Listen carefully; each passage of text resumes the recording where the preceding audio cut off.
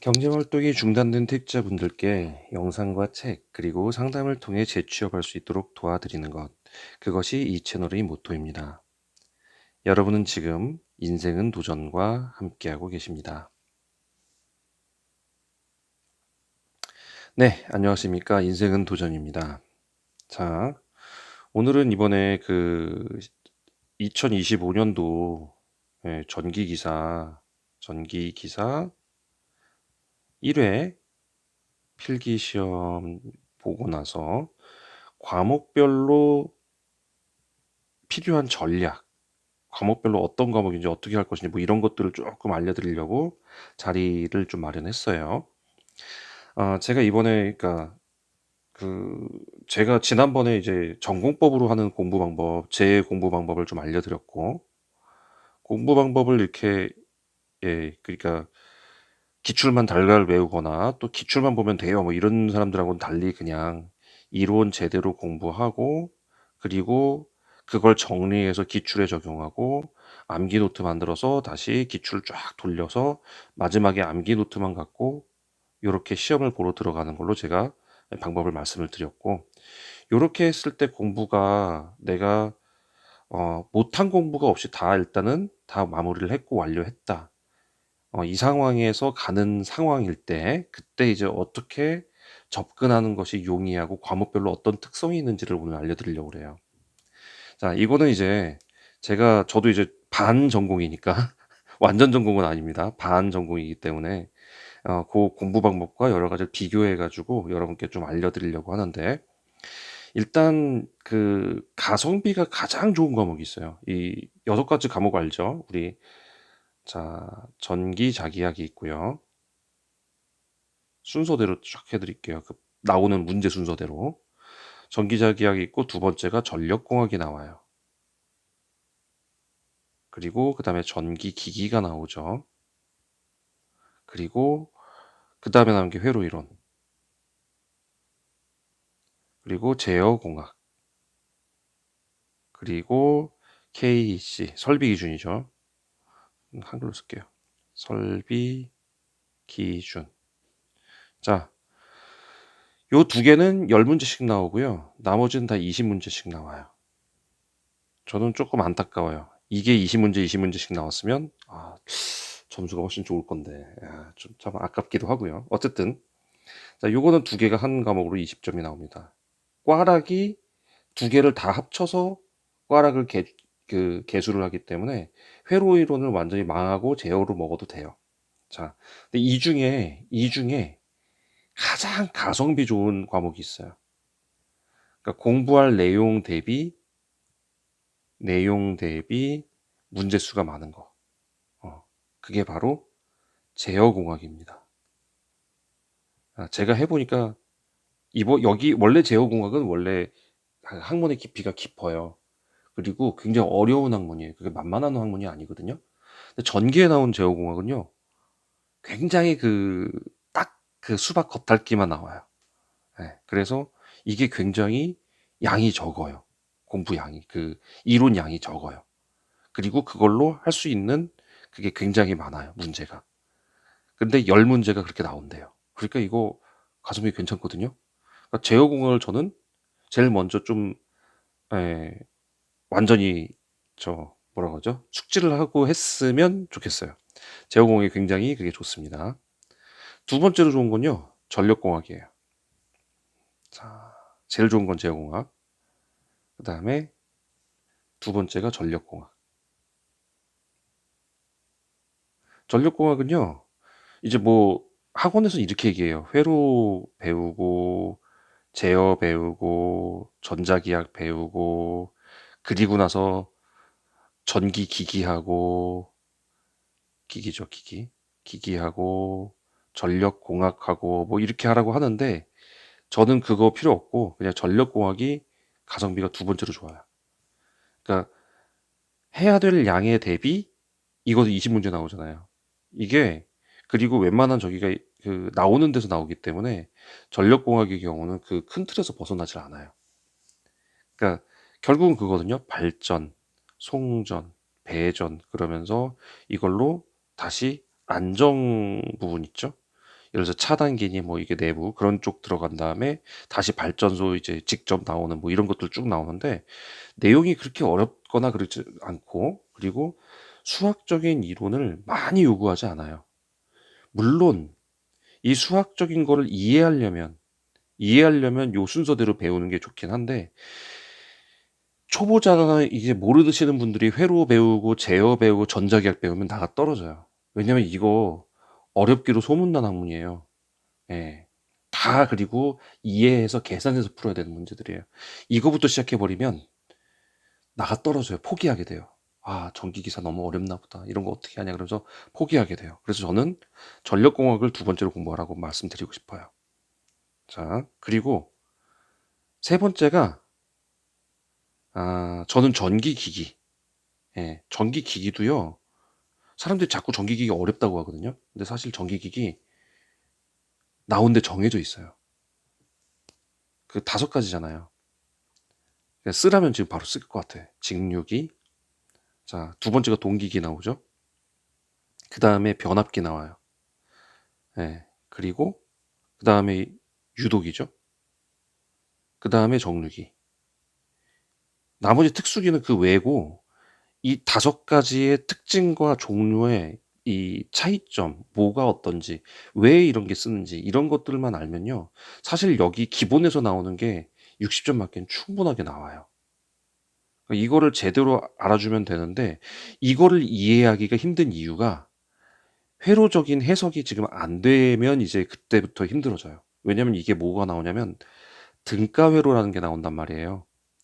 등가 회로를 만들 줄 알고 그거를 해석할 줄 알아야 되는데 회로를 안 하고 나면은 이제 이게 어려워지는 거죠. 그래서 이걸 하기 전에 사실 회로 이론을 하는 게 좋기는 해요.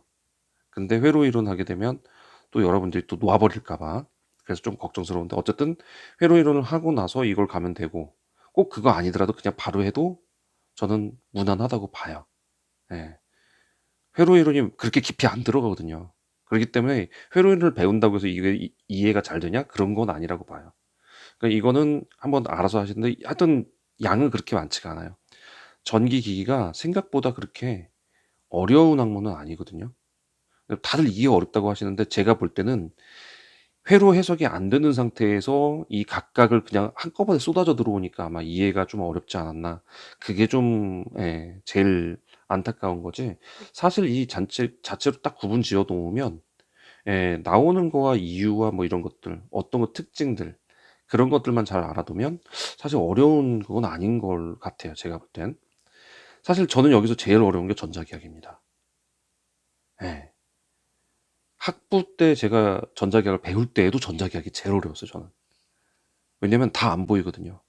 근데 그나마 다행인 거는 전기에 나오는 전자기학은 굉장히 수준이 좀 평이한 상태로 나와요. 예. 그래서 조금 저기한데 일단은 그러면 순서는 이렇겠네요. 제어공학 1번, 전력공학 2번, 전기기 3번 이렇게만 해놔도 일단 기본 점수가 어느 정도 나오면서 시작하기 때문에 괜찮아요. 그리고 이제 네 번째로 할 걸 저는 설비 기준을 알려드립니다. 어떤 사람들은 설비 기준 뭐 마지막에 하라고 그러잖아요. 근데 설비 기준을 마지막에 하면요 그 많은 거 다 못 외워요. 예, 설비 기준을 미리 보면서 설비 기준 어떻게 하냐면요.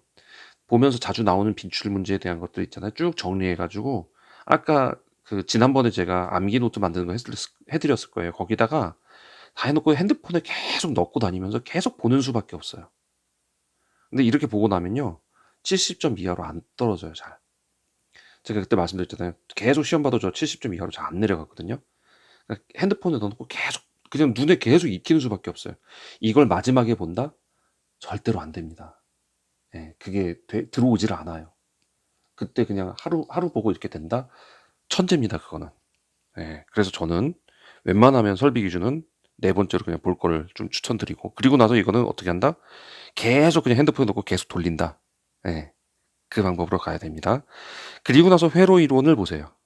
예, 5번째로 회로 이론. 왜냐면 회로 이론은,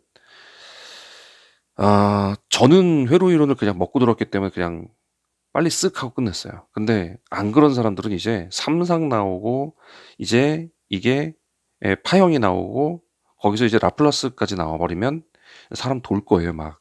예. 근데 이게 사실 한 맥락에서 차이점만 살짝살 바꾸는 거기 때문에 원리를 이해하면 그렇게 어려운 건 아닌데 아마 처음 보시면 분명히 이게 굉장히 고난도로 다가올 거예요. 그러니까 회로 이론은 그냥 최소 방어만 한다. 요 주의로 가시면 되고 전자기하게 제일 문제인데 전자기하는 이거 외우는 수밖에 없어요. 일반 사람들은. 근데 가장 이제 반대로 생각해서 만약에 내가 이과형 머리다. 내가 이과형 머리를 갖고 있다. 그러면 웬만하면 이것도 전공법으로 가세요. 예, 제대로 배워서 하세요. 왜냐하면 전자기학은 전자기학은 왜 이렇게 오타가? 전자기학은 계산 문제가 많이 나오죠. 계산 문제가 웬만하면은 조금만 외우면 대부분 유추해가지고 다 풀 수가 있게 나와요. 예, 계산 문제 맞추는 법 아세요? 보통 어떤 문제가 나오냐면 A, B, C, D는 2다. 이거 다 곱하기입니다. 예, A, B, C, D를 곱하면 2다. 그리고 보통 뭘 주냐면요. A, B, C, 2를 주고 D를 구해라. 5개 중에 변수 5개 중에 4개 주고 하나 구해라. 이거가 나와요. 또는 3개짜리도 있죠. A, B, C는 D다. 이럴 경우엔 변수 3개 주고 하나 찾으라고 나와요. 이게 가장 평이한 수준의 계산 문제예요. 자, 여기서 약간 난이도가 올라가면 어떻게 나오냐면요. 페이크가 나와요. A, B, C는 D다. 이건데 여기다 2를 같이 줘요. 그리고 4개를 줍니다. 꼭 2가 하나 들어가게 하고 이 중에 3개를 주고 하나를 구하게 만들어요. 그럼 2를 쓰냐 안 쓰냐 이거를 알라는 건데 왜 그러냐면 약삭 빠른 사람들이 있어요. 문제 이제 지문에 문제 이제 이게 변수가 주어지잖아요.